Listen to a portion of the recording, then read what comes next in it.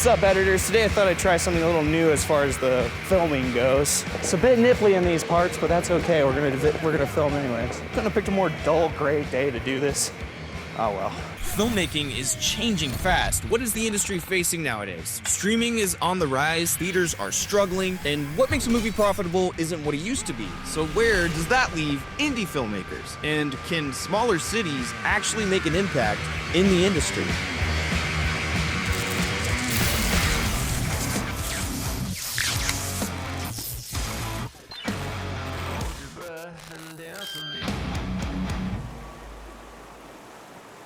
Hello, I'm Stevie D, and I want to talk about something that's been on my mind. The current state of the filmmaking industry and what it means to smaller cities like Reno, Nevada. Especially Reno, Nevada. If you're a filmmaker, actor, or creative in the city, hello, or a city like it, this is for you. The film industry has been undergoing massive changes with the rise of streaming, the dominance of franchises, and even recent writer and actor strikes. It's been harder than ever for smaller stories and independent voices to break through. The big studios are focused on safe bets, leaving no room for innovation. Come on, people! Gotta let us wiggle in there a little bit. But here's the flip side. Technology has democratized filmmaking. High-quality cameras are more affordable, editing software is easier to use, and platforms like YouTube, TikTok, and even virtual film festivals have opened up opportunities for indie filmmakers to reach global audiences. It's more accessible now than ever. So why does Reno matter in all of this? Well, I'm gonna tell you. Cities like Reno offer something Hollywood can't: authenticity, portability, and untapped potential. Reno's unique blend of urban grit, stunning natural backdrops, and a tight-knit creative community make it a perfect place for indie productions. Indie that I feel like could eventually make its way up to high-quality, big productions. Think about it, Reno has everything from neon-lit streets to isolated desert landscapes, perfect for a gritty Western or sci-fi flick. And unlike New York or LA, you're not breaking the bank to shoot here. But it's not just about the locations, it's about the people. Reno has an emerging creative community that's hungry to tell more stories. What's missing? Infrastructure, investment, and most importantly, recognition. This is where we as filmmakers come in. If we invest in our community, training newcomers, sharing resources, and creating projects right here in Reno, we can put the city on the map as a new filmmaking hub. And it starts with building that foundation together. Now, let's get into a somewhat related note. Let me tell you about a story about a smaller production, a film called Everything Everywhere All at Once. Yeah, that one, directed by the Daniels. Long live the Daniels. $25 million isn't exactly pocket change, but in Hollywood, that's a micro budget. And yet this movie didn't just compete with the big budget giants. It absolutely obliterated them. The Daniels, Daniel Kwan and Daniel Scheinert, came off their first film, Swiss Army Man, and somehow convinced the studio to let them make this bizarre, heart-wrenching multiversal epic. And they did it with a small, tight-knit crew, many of whom went home every night to their families instead of grinding away on some 6-month mega production.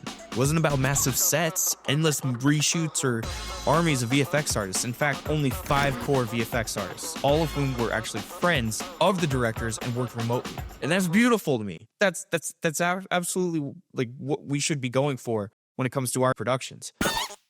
They had a lean team, people wearing multiple hats, and energy that made the whole shoot feel like a passion project. And in the end, it paid off. And despite any hardships, tight schedules, a pandemic looming over production, they made something great. No compromises, no corporate meddling, just a team of filmmakers telling the exact story they wanted to tell. Everything Everywhere All at Once dominated the 95th Academy Awards. In 2023, winning 7 Oscars out of 11 nominations. It won Best Picture, Best Director, Best Actress, and she's also the first Asian woman to win in this category. Best Supporting Actor, Best Supporting Actress, Best Original Screenplay, and you bet your ass the Best Film Editing. My man Paul Rogers, the sole editor of this insanity. Paul Rogers, you're an OG, right up there with Thelma. Thelma and Paul Rogers, you guys are buddies. I know it sounds like I'm kind of fanboying over this entire project, but the point is there, that passion can take over entirely to the point where it rewards everyone, no matter how small of a team is involved. But as blockbuster budgets balloon, are we reaching a tipping point? A big studio blockbuster today generally means 150 to 250 million for their production budget. The bigger franchise films, Marvel, DC, Star Wars, Avatar, they're frequently around 200 million to 300 million. In some cases, production costs can reach 350 to 400 million, with another 100 to 200 million spent on marketing. That means certain films need to bring in over 500 million at the box office before a profit is actually made. And that's insane to grasp, because I think sometimes it is just like the story and just creative vision. That's the formula, if anybody's wondering. Film is always a gamble. Whether you're spending 5 million or 250 million, you don't really know how audiences will respond. But if it's a gamble either way, wouldn't you rather place your bet on passion? On creators who live and breathe their stories, who aren't making movies because they're safe investments, but because they feel compelled to? Studios and investors need to remember, every legendary filmmaker we celebrate today started with someone taking a chance on their early, smaller projects. If those bets hadn't been made, we wouldn't have the films that defined generations. The industry is in danger of hollowing itself out, chasing only blockbusters while audiences drift to other mediums. To keep film alive, we have to make room again for the smaller voices, the personal stories, the daring first-timers. Because once the ecosystem shrinks to nothing but billion-dollar bets, one bad season could make the whole thing vanish. And if the choice is between banking on passion or banking on caution, history has always shown that passion pays off.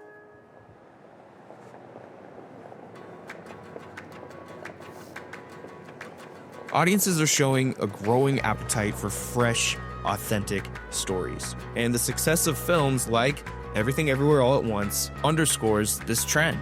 For investors, the message, I think, is clear. While blockbusters come with high stakes and uncertain returns, indie productions offer a compelling alternative. With lower budgets and a rising demand for unique narratives, the potential for profitability has never been more promising. In today's cinematic landscape, it's not about the size of the budget, but the strength of the story. Embarking on more independent productions is more called for now than it's ever been. Because here's the thing, Nevada keeps talking a big game about wanting to diversify its economy, right? But when it comes time to actually ante up, we fold! Right now, we've only got about 10 million bucks in film tax credits for the entire state. And that's nothing, I know. States like Georgia and New Mexico are putting down hundreds of millions, but they're reaping the rewards because of it. Entire industries, thousands of jobs, and an identity outside of casinos and buffets. And we had our shot. Sony wanted to drop $1.8 billion into Summerlin, and Warner Bros. Came in swinging with an $8.5 billion Vegas studio plan. All it took was the approval of the bill SB 496, which would have given us a real tax credit program. $95 million a year for 15 years. But nope, the Senate let it die. What's the matter, you miss nap time? Warner Bros. Bailed, and Sony's project is basically stuck in neutral. So here we are. Vegas calls itself the entertainment capital of the world, but when it comes to film and TV, we're still a side hustle. If Nevada actually wants to compete, it's time to stop playing scared and push harder for real film tax credits. Because if we don't, Hollywood's just gonna keep cashing in their chips in Georgia, New Mexico, and everywhere else that isn't afraid to bet on it themselves. Voices and vision can come from stronger places than just the southern shores of California. Hopefully Assembly Bill 238 can change all of that for everyone in the near future. So in spite of all that, there are actually some pretty kick-ass film tax incentives that filmmakers in Nevada can still take part in.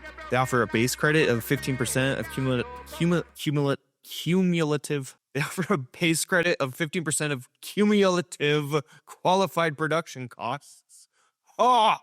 They offer a base credit of 15% of cumulative qualified production costs, but I think that's only if you have a budget of $150,000 or more. They offer resident labor bonuses, which is an additional 5% credit if more than 50% of the below-the-line crew are Nevada residents. This one's interesting, a rural filming bonus, which is an extra 5% credit if at least 50% of the production is shot in qualified rural areas, meaning literally they want you to use the land, which, cool.